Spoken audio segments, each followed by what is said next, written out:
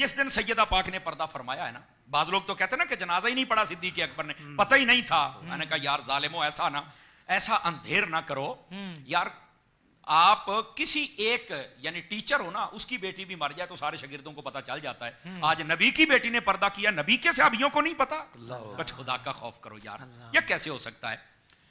حضرت صدیق اکبر رضی اللہ تعالیٰ جب آپ تشریف لے کے آئے نا تو آپ نے فرمایا علی جنازہ آپ پڑھائیں گے. ایک روایت میں مولا علی نے بھی جنازہ پڑھایا، وہ بھی موجود ہے، لیکن کہا کہ حضرت صدیق اکبر، ایک روایت یہ بھی ہے جنازہ علی آپ پڑھائیں گے. حضرت علی نے وہاں پر کیا کہا تھا؟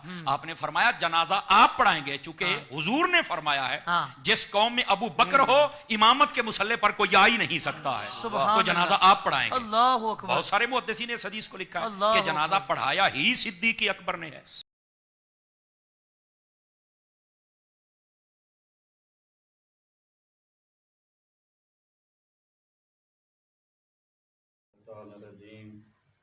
بسم اللہ الرحمن الرحیم. اللہم صل علی فاطمہ و ابیہا و بعلہا و بنیہا و سیر المصادع فیہا بعدد ما احاط به علمک. مختلف فوز پہ اور بعض سوشل میڈیا پہ اور اسی طریقے سے بعض ویب سائٹس پہ ہم دیکھنے میں ملتا ہے کہ مکتب خلفاء کے خلیفہ اول یعنی برادران اہل سنت کے خلیفہ اول نے حضرت زہرا سلام اللہ علیہ کے نماز جنازے میں شرکت کی. حتیٰ کہ یہاں تک گفتگو کی جاتی ہے کہ نماز جنازہ میں امامت کے فرائض بھی خلیفہ اول نے انجام دیے، یعنی ابو بکر نے انجام دیے. تو اس کے لیے جو مہم ترین جو دلیل ہے اور روایت ہے جو بیان کی جاتی ہے وہ ہے الکامل فی ضعفاء الرجال میں ہے، جلد نمبر 5 صفحہ نمبر 424. اس میں ملتا ہے عبداللہ ابن محمد ابن ربیع القدامی مالک بن انس سے نقل کرتے ہیں. مالک بن انس امام صادق علیہ السلام وہ اپنے آبا و بزرگواران سے کہ جب حضرت فاطمہ زہرا سلام اللہ علیہ کا انتقال ہو گیا رات کو، تو اس وقت ابو بکر، عمر، عثمان اور دوسرے بزرگان حضرت علی علیہ السلام کے گھر تشریف لے جاتے ہیں.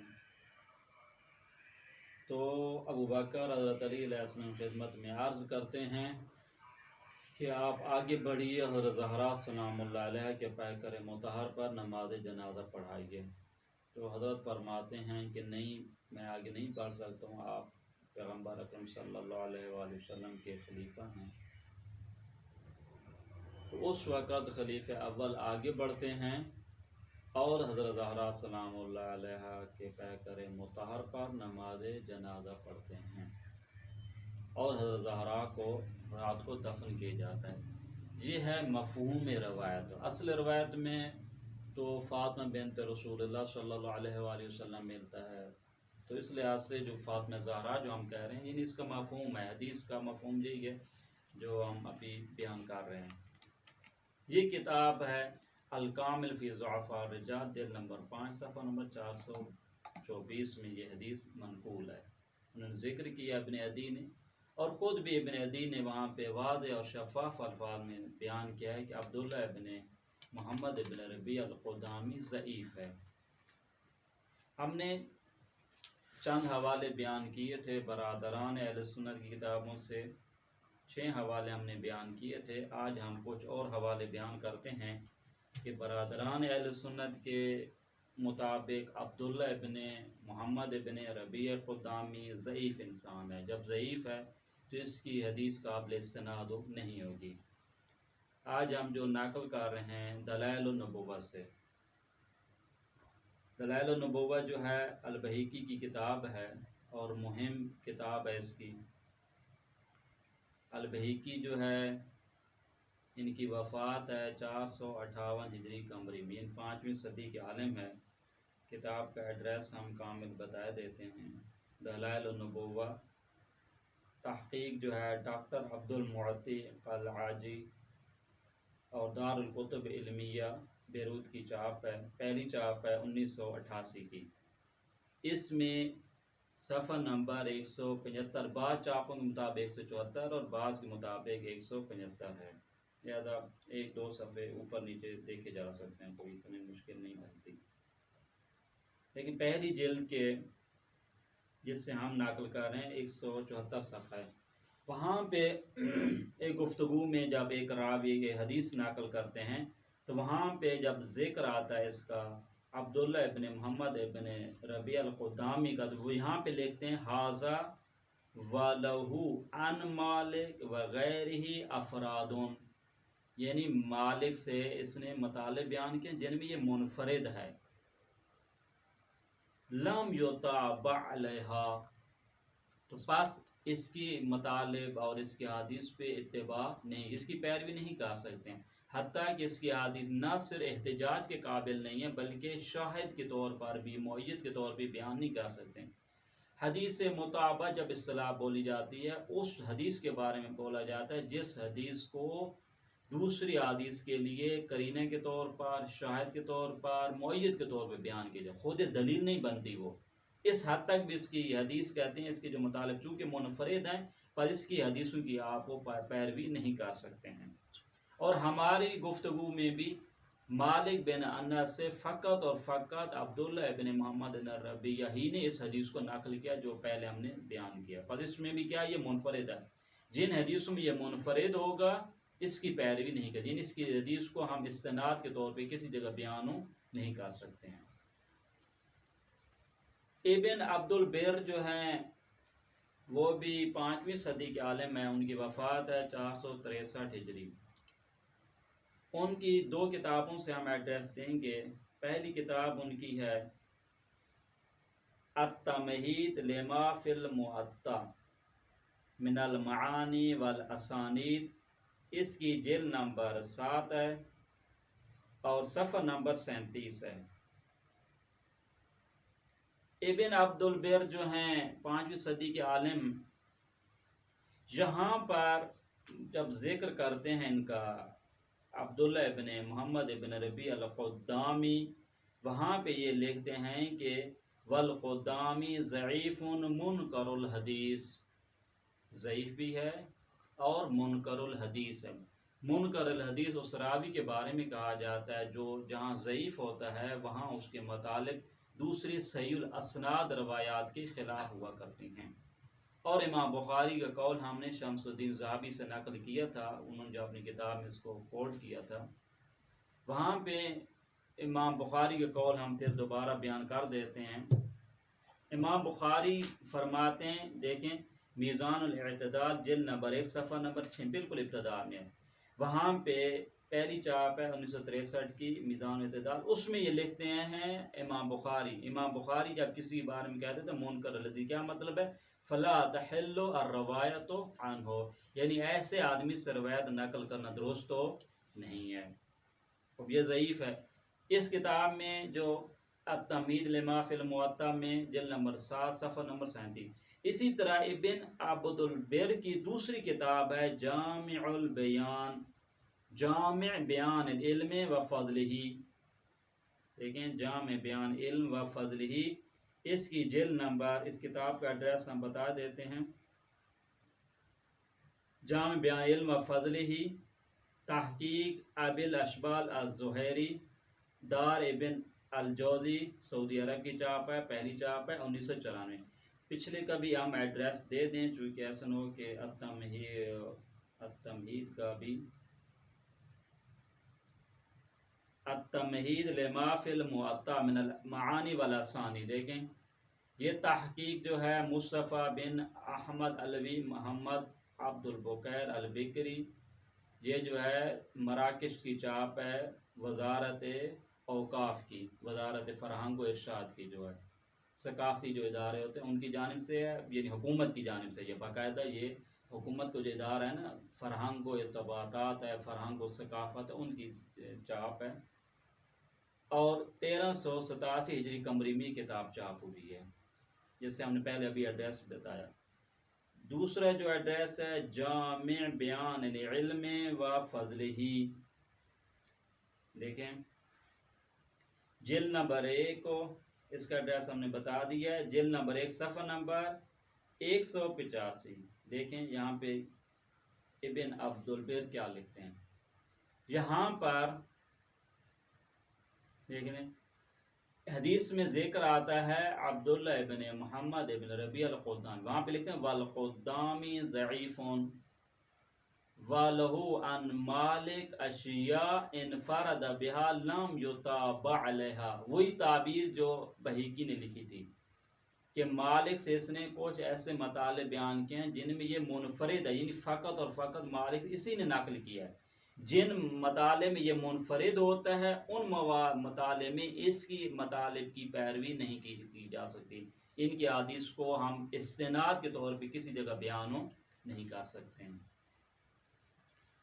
آگے آ جائیں النکت الوفیہ، اس نے ہم اس کا مختصر ایڈریس دیا تھا النکت الوفیہ کا، دیکھیں النکت الوفیہ بما فی شرح الالفیہ، رائٹر ہیں برہان الدین ابراہیم بن عمر البقائی، تحقیق ہے ماہر یاسین الفح، مکتب الرشد کی چاپ ہے، پہلی چاپ ہے 2007 کی چاپ ہے، 2 جلدی دورے سے ہم نقل کر رہے ہیں۔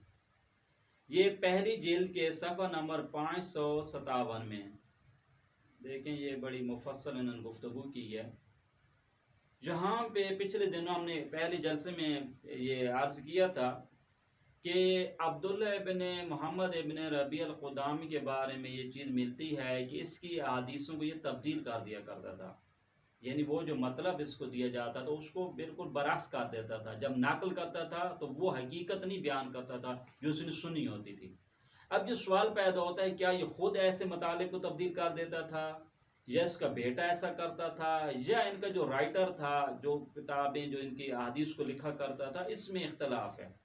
جہاں پر یہ مختلف مطالب بیان کرتے ہیں کہ بعض بزرگان نے کہا ہے کہ یہ اس کے بیٹے کا کام تھا، بعض نے کہا نہیں بیٹا نہیں کرتا تھا بلکہ جس کو یہ حدیث لکھوانے کے لیے دیتے تھے وہ یہ خرابی کرتا تھا۔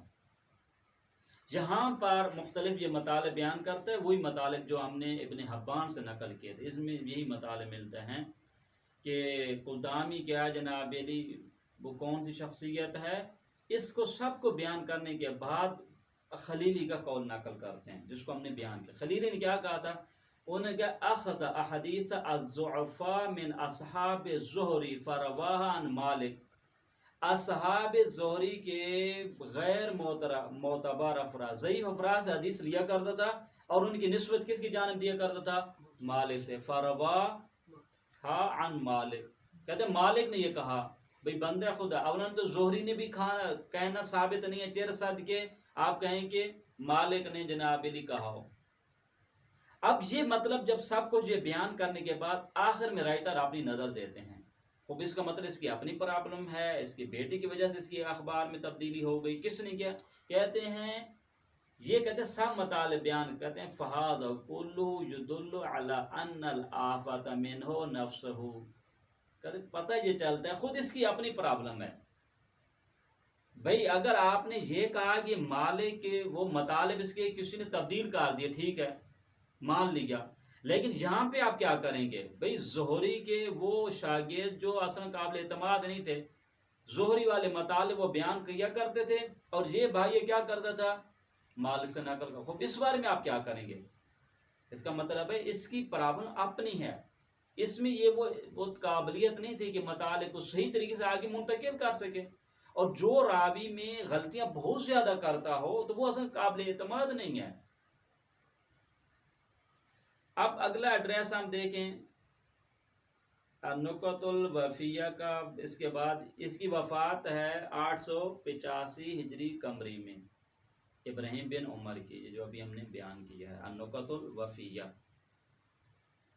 ذخیرۃ الوفات یہی حدیث جو ابھی ہم نے بیان کی ہے، اب تعجب کریں گے، الکامل فی ضعفاء رجال، ابن عدی کی یہی روایت ذخیرۃ الحفاظ میں بھی ہے۔ ہمارے برادران کیا لکھتے ہیں کتابوں میں، لکھتے ہیں بھی الکامل میں، ذخیرۃ الحفاظ میں، ریاض النظر، ابھی یہ سب نے کس سے لی ہیں، ابن عدی سے لی ہیں، الکامل فی ضعفاء رجال۔ اب جب ذخیرۃ الحفاظ دیکھیں، ذخیرۃ الحفاظ جو ہے یہ کتاب ہے محمد ابن طاہر بن علی ابن احمد، یہ مشہور جو کس سے ہیں؟ ابن طاہر مقدسی سے ہیں۔ ان کی وفات جو ہے 507 ہجری قمری یعنی 5ویں اور 6ٹھی صدی کے عالم ہیں۔ تحقیق جو ہے ڈاکٹر عبد الرحمن کی ہے، دار السلف ہے، ریاض کی، سعودی عرب کی چاپ ہے، پہلی چاپ 1996 میں، 5 جلدی دور ہے۔ دیکھیں اس کی جلد نمبر 2 اور صفحہ نمبر 1172، دیکھیں 1172 میں 1172 دیکھیں جہاں پہ یہ لکھتے ہیں، دیکھیں وہی مطلب بیان کیا حدیث، دیکھیں 2493 نمبر حدیث ہے، 2493 نمبر حدیث میں وہی حدیث لکھتے ہیں، کہتے ہیں حدیث توفیت فاطمہ بنت رسول اللہ صلی اللہ علیہ وسلم لیلن وجاء ابو بکر و عمر و عثمان و طلحہ و زبیر و سعید جماعت کثیر سماہم مالک، بہت سارے لوگ آتے ہیں، فقال ابو بکر لعلی تقدم، ابو بکر کہتے ہیں علی ابن ابی طالب سے کہ آپ آگے بڑھیے، فصلی علیہا، حضرت فاطمہ پہ نماز پڑھائیے، بلکہ آگے بڑھنے کے بعد کیا ہے یعنی امامت کی جو فرض آپ سنبھالیے۔ قال لا واللہ لا تقدم، تو میں آگے نہیں بڑھتا، مولا علی کیا فرماتے میں آگے نہیں بڑھتا، وانت خلیفۃ رسول اللہ صلی اللہ علیہ وسلم، آپ خلیفہ ہیں پیغمبر اکرم صلی اللہ علیہ وآلہ وسلم۔ پھر یہ کہتے ہیں فتقدم ابو بکر، مال کیا حدیث میں کیا ملتا ہے؟ ابو بکر آگے بڑھتے ہیں، فصلی علیہا، زہرا اطہار پہ نماز جنازہ پڑھتے ہیں، نہ سے نماز جنازہ پڑھتے ہیں بلکہ نماز جنازہ میں امامت کے فرائض بھی خلیفہ اول جو مسلمانوں کے وہ انجام دیتے ہیں۔ اب آگے کیا ہے؟ فصلی علیہ فکبر علیہ اربعا، 4 تکبیریں سے نماز پڑھتے ہیں، ودفنھا لیلا، رات کو دفن زہرا سلام اللہ علیہ کو کرتے ہیں۔ اب یہ دیکھیں یہ پورا مطلب بیان کیا، پھر کہتے ہیں رواہ عبداللہ ابن محمد القدامی عن مال بن انس عن جعفر محمد نبی عن جدی قال توفیت ولم یروہ عن مال غیر القدامی وہو ضعیفون۔ بھئی پوری حدیث لکھنے کے بعد آخر میں اپنا ایک نتیجہ بتاتے ہیں کہ اس حدیث کو مالک بن انس سے فقط اور فقط عبداللہ ابن محمد ابن ربیع القدامی نقل کیا، اور در حال ہے کہ یہ شخص کون ہے؟ ابن ربیع القدامی کیا ہے؟ وہ ضعیف، قابل اعتماد نہیں ہے۔ بھئی حدیث تو اس میں آ گئی ہے، لیکن اگلا مطلب بھی تو بیان کیا جائے نا۔ بھئی حدیث آپ نے بیان کی ہے، کہتے ہیں حدیث لکھی ہے کس میں؟ ذخیرۃ الحفاظ میں، اس نے بھی لکھا ہے کہ اس میں لکھی ہوئی ہے، لیکن آگے کیا مطلب بیان کیا؟ کہتے ہیں کہ یہی مطلب ولم یروہ عن مال غیر القدامی، یعنی قدامی کے علاوہ یہ مطلب کو مالک سے کسی اور نے نقل نہیں کیا، اور خود قدامی کون ہے؟ وہ ضعیفون۔ پوری حدیث لکھنے کے بعد اپنا نتیجہ رائٹر نے کیا دیا؟ یہ اصلا قابل اعتماد نہیں ہے حدیث۔ یہ ذخیرۃ الحفاظ کا ایڈریس ہے جو بعد آپ کو سائٹوں پہ ملے گا، بھی ذخیرۃ الحفاظ میں بھی یہ حدیث موجود ہے۔ الانصاب کتاب ہے ابن سمعانی کی ہے، دیکھیں الانصاب ابن سمعانی جو ہیں 562 ہجری قمری میں ان کی وفات ہے، یہ جو ہے 6ٹھی صدی کے عالم ہیں۔ اب یہاں پہ دیکھیں تحقیق جو ہے عبد الرحمن بن یحییٰ المعلمی الجمانی وغیرہ، یہ جو چاپ ہے دائرۃ المعارف العثمانی حیدرآباد کی چاپ ہے، پہلی چاپ ہے 1962 کی ہے، 1 جلدی ہے، صحیح ہے۔ اس میں 1 جلدی میں جز بنے ہوئے ہیں، دیکھیں یہ جو میرے پاس ابھی جس سے میں پڑھ، یہ جو ایڈریس ہم دے رہے ہیں المکتب تو شامل میں یہ ایڈریس موجود ہے، اور فرض کریں اگر کوئی برادر وہاں پہ بھی جانب ایڈریس نہیں مل، چونکہ ڈیجیٹل لائبریری کا قانون یہی ہوتا ہے کہ آپ سرچ کریں اسی لفظ کو لے کے القدامی لکھیں، سرچ میں کافی سارے آپ کو ایڈریس مل جائیں کس کس کتاب میں ہے، تو یہ ایڈریس بھی انہی سے آپ کو ملنے میں آسانی ہوگی۔ یہ ایک ہی جلد ہے لیکن 13 حصے اس کے بنے ہوئے، 13 جز ہیں، یعنی کتاب ایک ہی جلدی میں ہے لیکن 13 اس کی کیا جز ہیں۔ اس کی پہلی جلد جز نمبر 10 اور صفحہ نمبر 351، دیکھیں کون لکھ رہا ہے؟ ابن سمعانی، ابن سمعانی مروزی جو ہیں، مروزی بھی بات پڑھتے ہیں مروزی۔ دیکھیں یہاں پہ راوی نمبر 3177، کتاب کا موضوع کے الانصاب، نسب کے حسب نسب جیسے ہم کہتے ہیں، اس کے کیا حقیقت ہے؟ دیکھیں القدام، آپ کہتے ہیں بضم الکاف وفتح دا المہملہ، دیکھیں آپ نے کیا پڑھنا ہے؟ القدامی، بعض نے دال تشدید کے ساتھ پڑھا ہے، درست ہے؟ کہتے ہیں یہ نسبت ایک ادامہ کی طرف ہے، اور مشہور یہ ہے کہ کیا دیکھیں یہ اہل مسیسہ میں سا، اب یہاں پہ لکھتے ہیں یروی عن مالک و ابراہیم بن سعد، یہ جو شخص ہے عبداللہ ابن محمد ابن ربیہ، اس نے روایت نقل کیا مالک سے بھی اور ابراہیم بن سعد سے، وروا عنہ اہل الشاغر، دیکھیں اس کے اب جان کانا یقلب له الاخبار فصحب فیا کان آفت ابنہ، اب یہاں پہ بعض لوگوں نے کیا، یہ ابن حبان کی تعبیر ہے، ابن حبان نے کیا کہا، کہتے ہیں یہ اخبار کو تبدیل کر دیا کرتا تھا، یہ واقعات کو جو مطالب اس کے سامنے پیش کیے جاتے تھے نا، آگے جب منتقل کرتے ہوئے کیا کرتا تھا، مطالب کو چینج کر دیتا تھا۔ اب یہاں پہ یہ رائٹر کیا لکھتا ہے، کہتے ہیں بعض لوگوں نے کہا اس کی پرابلم اس کی نہیں تھی، یہ آدمی پہلے صحیح تھا، لیکن جب بیٹا کے پاس جب مطلب بیان کرتا، مطلب کہتے ہیں مالک سے میں نے سنا، اس کا بیٹا آگے کیا کرتا تھا، یہی باپ والے مطالب کو تبدیل کر دیا کرتا تھا۔ بعد نے کہا ہے کہ اس کے بیٹے کا ہے، پر اس کو جو ہے کتابوں میں ذکر فقط کس عنوان سے کیا جائے، اس وجہ سے کہ اس عبرت حاصل کرنی چاہیے کہ کس قسم کے انسان ہے، بیچارے کے ساتھ کیا مشکل پڑ گئی۔ کہتے ہیں اولاد کیا ہوتی ہے، انسان کے لیے امتحان ہے نا، یہ خود اس کے لیے آفت کیا کون سی بن گئی ہے، مصیبت اولاد ہے کہ ایسی اولاد ملی ہے کہ باپ کے سارے مطالب کو چین کرنے، باپ بدنام ہو رہا ہے۔ لیکن یہ مطلب انہوں نے یہاں پہ لکھا، حتیٰ یہ ملتا ہے کہ یہ وہی عبارت جو ہم نے ابن حبان سے کہتے ہیں 150 سے زیادہ جو ہے مالک سے اس نے روایات کو تبدیل کر دیا، درست ہے؟ یہ سارا مطلب بیان کرنے کے بعد یہاں پہ لکھتے ہیں، دیکھیں اب نتیجہ اپنا دینا چاہتے ہیں رائٹر، فرماتے ہیں کہ یہ ٹھیک ہے، بعض لوگوں نے کہا یہ آدمی ٹھیک تھا، لیکن انوکان ممن فاوش خطؤ و کسر وہمو، اس کی پرابلم کہ یہ غلطیاں بہت کرتا تھا، آدمی سچا ہے لیکن غلطی کیا ہے، بہت کرتا تھا۔ حتی یاتی بشیء التوہم فیہل عن معنہ عن سنتہ، تبدیل کا دیکھیں ایک چیز اس نے وہم میں آ جاتا، ذہن میں آ جاتا تھا، اس کو بتا دیا کرتا تھا، نہیں یہ مطلب ہے بھئی، جو اس قسم کا آدمی ہو، اس قسم کی مطلب، ایک اس نے مطلب کو سنا، اس کو اس نے سوچا نہیں، اس طریقے سے اگر بیان کیا جائے تو کیسا رہے گا، کہتے ہیں تبدیل کرنا۔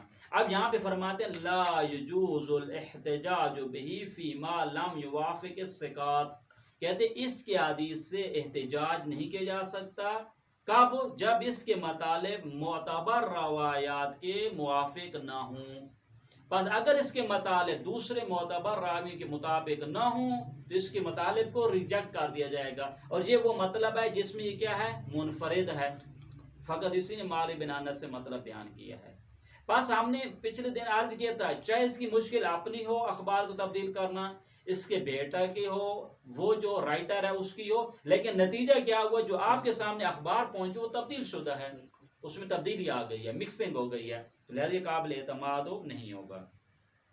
اس لیے انہوں نے کہا لا یجوز الاحتجاج بہ، اس کی روایت سے آپ احتجاج نہیں، احتجاج کیا مطلب ہے، کسی کے سامنے دلیل کے طور پہ پیش کرنا کہ یہ جناب عبداللہ ابن ربیع قدام نے یہ مطلب بیان کیا، کہتے ہیں اس کے مطالب کو دلیل کے طور پر، پروف کے طور پر، استناد کے طور پر کس کے سامنے آپ پیش ہو نہیں کر سکتے ہیں۔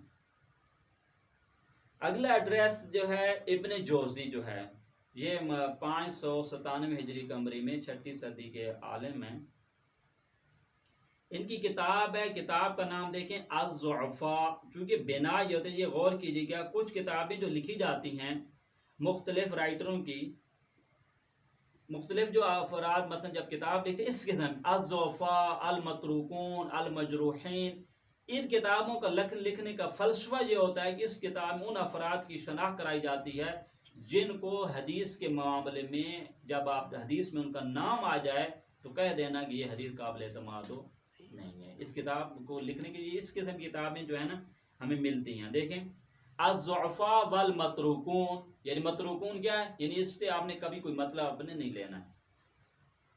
جمال الدین ابو الفرع عبد الرحمن ابن جوزی کتاب ہے، متوفہ جو ہے 597، تحقیق عبداللہ القاضی، دار الکتب العلمیہ، بیروت کی چاپ ہے، پہلی چاپ ہے 1406 ہجری قمری کی۔ لیکن یہ جو 3 جلدی دورے سے ہم نقل کر رہے ہیں، 2 نمبر جلد نمبر 2 صفحہ نمبر یہ دیکھیں 138 ہے۔ اب یہاں پر دیکھیں فرماتے ہی راوی نمبر 2104 میں کس کے بارے میں؟ عبداللہ ابن محمد ابن ربیع القدامی جربی عن مالک و ابراہیم بن سعد قال ابن دی ضعیفون کانت کہتے ہیں تقلب له الاخبار فتجن فیها وکان آفت انه لا يحل ذکر فی الکتب۔ یہ وہی مطالب بیان کر رہے ہیں جو ابن حبان نے نقل کیا، ابن عدی نے۔ کیا مطالب بیان کیے تھے؟ کہ یہ اخبار کو تبدیل کر دیا کرتا تھا، یہ ضعیف ہے، اس کے مطالب کو آپ کسی جگہ بھی کتابوں میں ذکر کرنا درست نہیں ہے۔ اس کا اگر ذکر کریں گے بھی اسے اس عنوان سے کریں گے کہ اس کے ساتھ کتنی مصیبت کا سامنا کرنا پڑا کہ اولاد ایسی مل گئی تھی یا رائٹر ایسا مل گیا تھا یا خدا نخواستہ اپنی ایسی مشکل تھی کہ اخبار کو کیا کر دیتا تھا؟ تبدیل کر دیا کرتا تھا۔ بس ابن جوزی نے بھی اسے کیا قرار دیا ہے؟ ضعیف۔ اللباب فی تہذیب الاسناد فی تہذیب الانساب، لیکن یہ کتاب جو ہے ابن اسیر جزری متوفہ 630 ہجری قمری 7ویں صدی کے عالم، دار صادر بیروت کی چاپ ہے۔ دیکھیں یہاں پہ آپ کو ملے گا جلد نمبر 3 بالکل ابتدا میں آئے، جلد نمبر 3 صفحہ نمبر 19 ہے، یعنی اس میں جو ہے نا باب القاح والداء المہملہ، یہ چیپٹر ہے باب القاح والداء المہملہ، وہاں پر یہ ذکر کرتے ہیں۔ دیکھیں کہتے ہیں القدامی کیا ہے؟ بضم القاف و فتح الدال۔ دیکھیں وہی جو اس نے پہلے بتایا، قدامی آپ نے پڑھنا ہے۔ یہاں پہ سب کچھ لکھنے کے بعد آگے لکھتے ہیں، کہتے ہیں روان مالک و ابراہیم بن سعد روان الصا وکان یقلب الاخبار، وہ ابن حبان والی تعبیر ہے۔ یہ اخبار کو کیا کرتا ہے؟ لا تبدیل کر دیتا، لا یحتج بہ، یہ اصلا قابل احتجاج نہیں، یعنی اس کے مطالب سند کے طور پہ کسی جگہ آپ پیش ہو نہیں کر سکتے، یہ قابل اعتماد نہیں ہے۔ حتیٰ کہ بعد نے کہا یہ کثیر الوہم ہے، کثیر الوہم پہ غور کریں۔ کثیر الوہم اس انسان کو کہتا ہے، اس انسان کو کہا جاتا ہے جو سوچتا ہے بھی یہ مطلب تو ایسے بتایا تو ایسے گیا، لیکن اگر اس انداز میں بیان کروں تو مطلب اچھا لگے گا۔ بھئی آپ کا حق نہیں بنتا کہ جناب اپنی اور اس طریقے سے کرتا پھر مطلب ہی تبدیل ہو جاتا تھا۔ یہ تو پھر اچھا نہیں ہے نا جناب، آپ کو اچھا نہیں لگ رہا، مطلب حقیقت کو بیان کرنا یہ حدیث کا قانون ہے، جیسے سنے ویسے بیان کریں۔ اب اپنی طرف سے حاشیے اس انداز میں لگائیں کہ اصل مطلب بھی گم ہو جائے، یہ درست تو نہیں ہے۔ تو انہوں نے بھی وہی مطلب بیان کیا جو کہ ابن حبان سے ہم نے نقل کیا، تو انہوں نے بھی یہ کہ یہ اخبار کو کیا کرتا تھا؟ تبدیل کر دیا کرتا تھا۔ اب آگے آ جائیں، شمس الدین ذہبی یعنی برادران اہل سنت کے ایک فنی عالم، یعنی جو جس کو آپ کہتے ہیں نا کہ منجا ہوا عالم، پختہ عالم جو کہا جاتا ہے، جن کے کہتے ہیں علماء اہل سنت میں جو کچھ علماء ہیں جن پہ تمام برادران اہل سنت پہ بنیاد رکھی جاتی ہے، جب بھی ایڈریس دیتے ہیں کہتے ہیں کس نے کہا؟ ذہبی نے کہا۔ انہی میں سے ذہبی اور ابن حجر عسقلانی دو جو شخصیات ہیں برادران اہل سنت میں جو مضبوط قسم کے اور ان کی بات کو حجت اور علم سمجھا جاتا ہے۔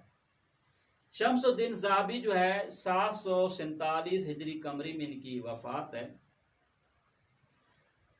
اور ان کی کتاب ہے میزان الاعتدال، مشہور کتاب ہے۔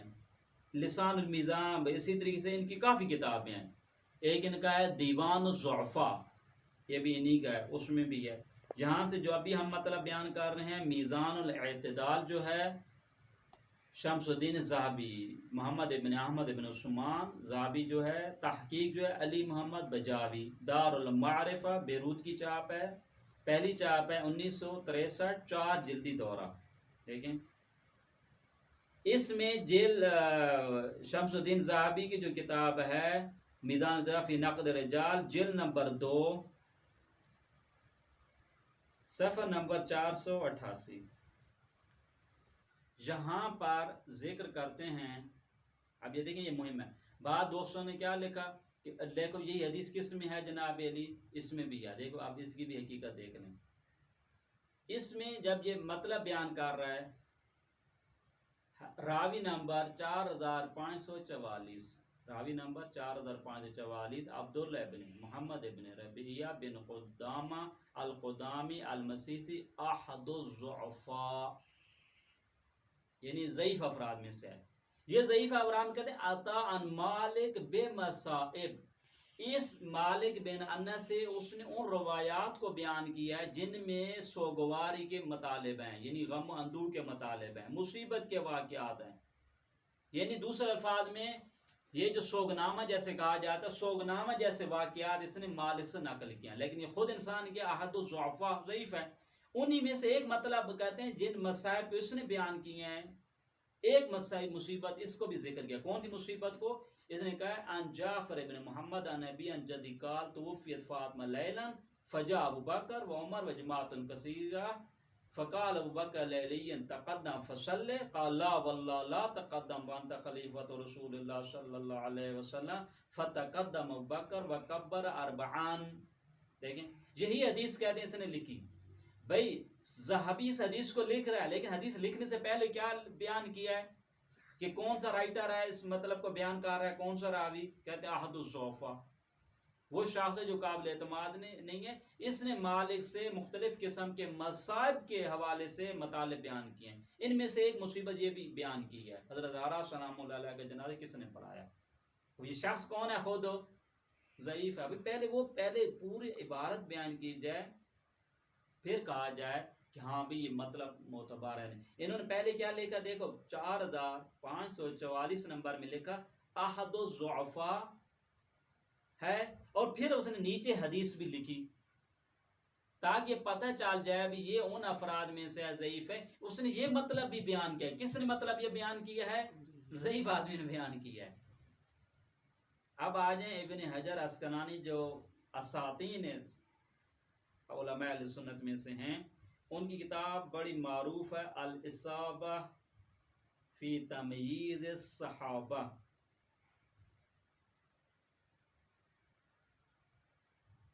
دیکھیں الاصابہ تو فی تمییز صحابہ، رائٹر ہے احمد ابن علی ابن حجر عسقلانی، متوفہ 582 ہجری قمری. صحیح ہے، 852 ہجری قمری. یہ جو ہے 9ویں صدی کے عالم ہیں. تحقیق عادل احمد عبد الموجود و علی محمد معوض. ناشر جو ہے دارالکتب العلمیہ بیروت کی. پہلی چاپ ہے 1415 ہجری قمری، 8 جلدی دور ہے. دیکھیں اس کی 8 نمبر وہی آخری جلد میں اگر جائیں گے تو اس میں ملے گا 267. دیکھیں ابن حجر عسقلانی کیا لکھتے ہیں. اب یہاں پہ غور کیجیے گا، یہاں پہ 2-3 مطلب بیان کرتے ہیں. کہتے ہیں روال الواقدی عن طریق شعبی. اس کے بعد لکھتے ہیں وقد روا بعض المتروکین. متروک الحدیث اس راوی کے بارے میں کہا جاتا ہے جس شخص کے بارے میں جھوٹے ہونے کا شائبہ پایا جاتا ہے، یعنی جھوٹ بولتا ہے. اس کے بارے میں کیا اتہام ہے؟ شائبہ پایا جاتا ہے. کیوں جھوٹ بولتا ہے؟ جھوٹ بولنے کی ایک وجہ کیا ہے جناب علی؟ یا اس کی زندگی میں جھوٹ زیادہ بولتا تھا تو اسی وجہ سے انسان کہتا ہے ہو سکتا ہے یہاں پہ بھی جھوٹ بول رہا ہو، یا جناب علی وہ مطالب کو صحیح طریقے سے آگے منتقل نہ کر پاتا ہو، یعنی اس کا حافظہ اتنا ضعیف ہو، وہم توہمات کا شکار ہو، مطلب کو صحیح طریقے سے آگے منتقل نہ کر سکتا ہو. تو وہاں پہ کیا بولا جاتا ہے؟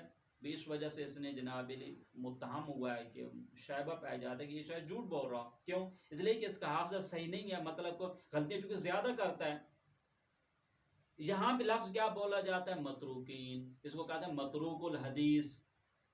تو ابن حجر عسقلانی نے کیا کہا؟ بعض المتروکین روایت کیا. کن سے؟ ان مالک. وہ بعض متروکین کون ہیں؟ یہی قدامی ہے. انہوں نے کون سی روایت نقل کی ہے؟ ان جعفر ان مالک ان جعفر ابن محمد ان ابیہ نحوہ. کہتے ہیں بعض متروکین نے یہی والی روایت. کون سی روایت ہو؟ کہ خلیفہ اول جو برادران سنت کے خلیفہ اول ہیں انہوں نے زہرا سلام اللہ علیہ کے پیکر مطہر پہ نماز جنازہ پڑھا ہے.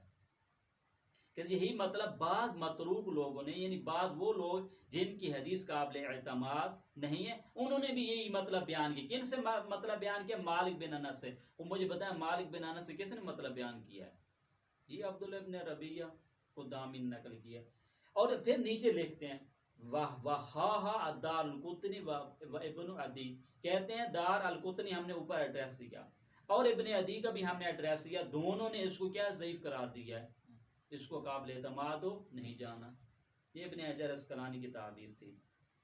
اب آخری ایڈریس جو 16 نمبر ایڈریس آج ہم دے رہے ہیں، علامہ البانی کی کتاب ہے، دیکھیں علامہ البانی کی کتاب دیکھیں، ان کی دو کتابیں دیکھیں، ایک ہے سلسلہ الاحادیث الضعیفہ، ضعیف حدیثوں کا ایک ذخیرہ ہے، ایک کتاب ان کی الاحادیث صحیحہ، صحیح حدیث اور ضعیف حدیث، درست ہے؟ تو یہ جس سے ہم نقل رہے ہیں کہاں پہ ہے، سلسلہ الاحادیث الضعیفہ، ایسے کتاب کا نام سے پتہ چل جاتا ہے کہ مصنف نے کن حدیث کا ذخیرہ یہ اس کتاب میں کوٹ کیا ہے، ریکارڈ کن کتابوں کو، کن مطالب کو جمع کیا ہے، وہ حدیث جو کیا ہیں غیر معتبر ہیں، ضعیف ہیں۔ اس میں دیکھیں اب یہاں پہ آ جائے جناب، دیکھیں یہاں پہ ہے سلسلہ الاحادیث الضعیفہ والموضوعہ، ضعیف اور من گھڑت حدیث جو مختلف کتابوں میں آ گئی ہیں۔ تو علامہ البانی جو ہے اس کی جو وفات ہے 1420 ہجری قمری، یعنی 22-23 سال پہلے فوت ہوئے ہیں۔ یہ جو ہے برادران اہل سنت اور خصوصاً وہابی مسلک کے نہایت ہی عظیم شخصیت تھیں۔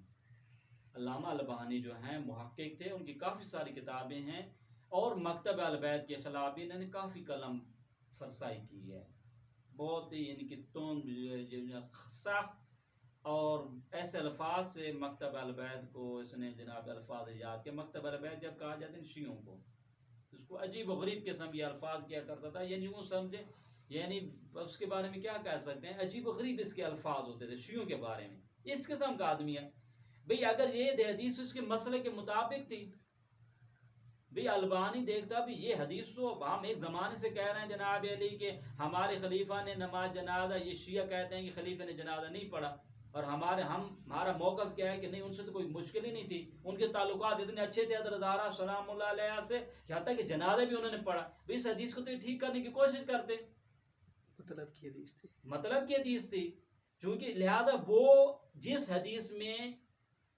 حدیث میں جو راوی آتے تھے ایسی کوشش کی جاتی تاکہ کسی نہ کسی طریقے سے ان کو ٹھیک کیا جائے۔ لیکن علامہ البانی نے بھی جب یہاں پہ پہنچا محمد اس قدامی کے موضوع پر، عبداللہ ابن محمد ابن ربیع القدامی کے بارے میں سب سے سخت الفاظ انہی کے ہیں۔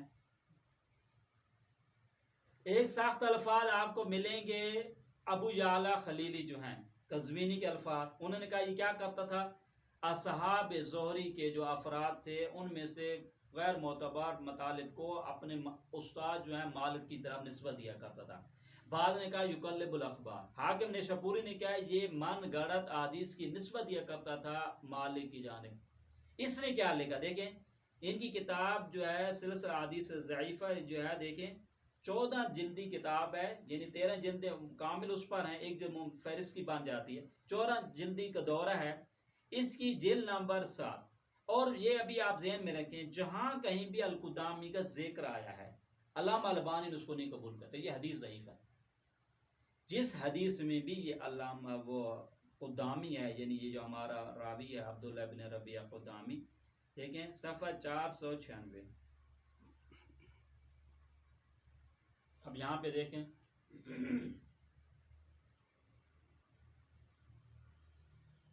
اس نے سب سے پہلے کیا لکھا، یہ غور کیجیے گا، کہتے ہیں احد الضعفاء، دیکھیں پہلے اوپر اسی کے بارے میں یہ حالات زندگی بتا دیں کہ عبداللہ ابن محمد الربیع قدامی کہتے ہیں، یہاں پہ دیکھیں وَهُوَ القدام ضعیف جدا، کہتے ہیں نہایت ہی غیر معتبر انسان، ضعیف صرف نہیں کہا بلکہ ضعیف جدا۔ بھئی ضعیف کے درجات ہوتے ہیں، ایک ہوتا ہے تھوڑا بہت ضعیف ہے، ٹھیک ہے ابھی تھوڑا بہت بھولتا تھا کہ ضعیف، کہتے ہیں جو زیادہ بھولتا ہو، زیادہ جس کی روایات میں خرابی والے مطالعے پائے جاتے ہوں، اس کی ایسے مطالعے بیان کرے جو خلاف حقیقت ہوں، حقیقت کے بالکل خلاف ہوں، تو وہاں پہ کیا تعبیر ہوتی ہے کہ ضعیف جدا۔ پھر اس نے حوالے دیا، کہتے ہیں ذہبی نے کیا کہا، احد الضعفاء، ابن عدی نے اسی طریقے سے، اس نے پھر حاکم اور نقاش نے کیا، روان مالک احادیث موضوعہ، علامہ البانی لکھتے ہیں کہ حاکم نیشاپوری اور نقاش یہ لکھتے ہیں کہ یہ اس نے من گڑت حدیث کی نسبت دی ہے. اور جب من گڑت حدیث کی نسبت دینے کے بعد علامہ البانی کیا نتیجہ نکالا؟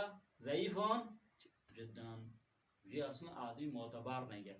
بس ہم نے 16 حوالے دیے ہیں اس بات کو ثابت کرنے کے لیے کہ یہ جو حدیث بیان کی جاتی ہے الکامل فی ضعفاء الرجال. دیکھیں سب سے پہلے جس کتاب میں یہ حدیث ہے اس کا اگر عنوان ہی آدمی سمجھ لے تو آگے بحث کرنے کی ضرورت ہی نہیں ہے. ابن عدی نے الکامل فی ضعفاء الرجال میں ان حدیثوں کا ذخیرہ جمع کیا ہے جن میں وہ افراد آئے ہیں جو قابل اعتماد ہو نہیں ہیں. پس الکامل فی ضعفاء الرجال میں یہ جو حدیث بیان کی جاتی ہے کہ جب فاطمہ زہرا سلام اللہ علیہ کا انتقال ہو گیا رات کو، تو اس وقت جو ہے برادران اہل سنت کے یا مکتب خلفاء کے پہلے خلیفہ تشریف لاتے ہیں، پھر انہی کے دوسرے خلیفہ بھی تشریف لاتے ہیں، پھر انہی برادران کے تیسرے خلیفہ بھی تشریف لے آتے ہیں، اور حضرت علی علیہ السلام فرما دیں کہ اب آگے بڑھی زہرا پہ نماز جنازہ پڑھی تو حضرت آگے نہیں جاتے ہیں اس لیے کہ آپ خلیفہ ہیں. تو اس حدیث میں کیا تھا کہ خلیفہ اول آگے امامت کے فرائض بھی انجام دیتے ہیں، 4 تکبیروں سے نماز جنازہ بھی پڑھتے ہیں. یہ حدیث کا اہم ترین منبع یہی کتاب ہے. ابن عدی نے پہلے اس کو ضعیف کہا کہ عبداللہ ابن محمد ابن ربیع القدامی اس حدیث میں، اور یہ ضعیف ہے. اور ہم نے 16 حوالے جو بیان کیے ہیں جو برادران اہل سنت کے مضبوط کتابیں ہیں، کوئی ایسے نہیں ہے کہ ریجیکٹ والی کتابیں ہیں. ہم نے جو ایڈریس دیے ہیں برادر، جس وقت یہ کتاب لکھی گئی اسی وقت کے علماء کے ہم نے ایڈریس شروع کیے. کتاب کب لکھی؟ دیکھیں ابن عدی جو ہے 365 ہجری قمری میں اس کی وفات ہے، 4 صدی کا عالم ہے. ہم نے 4 صدی سے شروع کیا. خود ابن عدی لکھتے ہیں اپنی کتاب میں، کہتے ہیں کہ اس کے بارے میں حالات زندگی ہمیں ملتی نہیں یہ کیسا آدمی تھا، یعنی مجہول الحال ہے، مجہول الحال ہے. اور پھر ابن عدی نے خود کیا لکھا؟ یہ انسان ضعیف ہے. ابن حبان نے کیا لکھا اپنی کتاب میں کہ اس کی حدیثوں کو تبدیل کر دیا گیا. دار القطنی نے کیا لکھا؟ جناب یہ کیا ہے؟ منکر ہے. حاکم نیشاپوری نے کیا لکھا؟ یہ حدیثوں کو گھڑا کرتا تھا. ابو نعیم اصفہانی نے کیا؟ الضعفاء اس کو کرا دیا. ابو یعلا قزوینی نے کیا لکھا؟ یہ حدیث کو اصحاب زہری سے لے کر مالک کی جانب نسبت دیا کرتا تھا. اور وہ بھی مزے کی بات تو یہ، اگر اصحاب زہری میں سے شائستہ قسم کے سنجیدہ قسم کے لوگ معتبر افراد سے حدیث لیتا تو ٹھیک ہے، ابھی مسئلہ نہیں ہے، مطلب ایک ہی جا پہنچتا ہے. لیکن غیر معتبر افراد سے لے کے بیان کرنا. اور اسی طرح دوسرے بزرگان نے سے ہم نے نقل ہے، کسی نے کہا منکر الحدیث ہے، کسی نے کہا متروک، کسی نے کہا عطا بالمناکیر. یہ مناکیر قسم کی حدیث، خود مناکیر لانا عیب نہیں ہوتا، لیکن جب کثرت سے ایسی حدیث لائی جائیں جو مشہور حدیث و صحیح الاسناد کے خلاف ہوں تو یہ شخص کیا بن جاتا ہے؟ منکر الحدیث. اور اسی کے بارے میں بخاری نے کہا اگر منکر الحدیث ہے تو اس کی حدیث قابل اعتماد نہیں ہے. بعض علماء نے کیا لکھا؟ اس کی حدیث احتجاج کے قابل نہیں ہے. بعد نے کیا اصلا اس کی حدیث بے نوان تائید کے بھی صلاحیت نہیں رکھتی ہیں. خوب یہ من گڑت حدیث کی نسبت دیا کرتا تھا. خوب نتیجہ کیا ہوا؟ نتیجہ نکل ہوا کہ یہ جو حدیث بیان کی جاتی ہے مختلف طور پر علمی طور پر یہ قابل اعتماد نہیں ہے، یہ ریجیکٹ حدیث ہے. یہ اولا تو برادران کی کسی حدیث کی کتاب میں بھی نہیں ہے. مزے کی بات ہے کسی حدیثی کتاب میں یہ نہیں ہے. اس کتاب میں ہے جس کا رائٹر کا ہدف یہ تھا کہ ان افراد کو چناؤ کیا جائے جن کا حدیثوں میں ذکر تو ہے لیکن قابل اعتماد نہیں ہے. لہذا اس حدیث کو جس جگہ بیان کیا جاتا ہے مختلف کتابوں میں، آپ 16 حوالے تو ہم نے دیے، جہاں جہاں اس حدیث کا ایڈریس دیا جائے گا سب کا اصلی منبع وہی ہے الکامل فی ضعفاء الرجال. وہاں سے برادران نقل کرتے ہیں حدیث کو. 8ویں صدی میں حدیث مل جائے گی، 9ویں صدی میں، لیکن اس کا منبع کون ہے؟ 4 صدی سے. لیکن اسی وقت سے علماء نے سبھی نے کہا عبداللہ ابن ربیع کے بارے میں کہ اس کے حدیث حجت کے قابل نہیں ہے، استناد کے قابل نہیں ہے، دلیل نہیں بن سکتے، ان کو احتجاج اور پروف کے طور پہ پیش نہیں کیا جا سکتا. بس پہلی حدیث جو بیان کی جاتی ہے اس موضوع پر کہ مکتب خلفاء کے خلیفہ اول نے نماز جنازہ پڑھایا یا پڑھا ہے یا نماز جنازہ میں شرکت کی ہے حضرت زہرا سلام اللہ علیہ کے جنازے میں، اس کی پہلی حدیث علمی طور پہ قابل اعتماد نہیں ہے. اسی طریقے سے 4-5 اور حدیث بھی ہیں، انشاءاللہ اگلے پروگرام میں ان پہ بھی مفصل گفتگو ہوگی. وصلی اللہ علی محمد وآلہ الطیبین الطاہرین.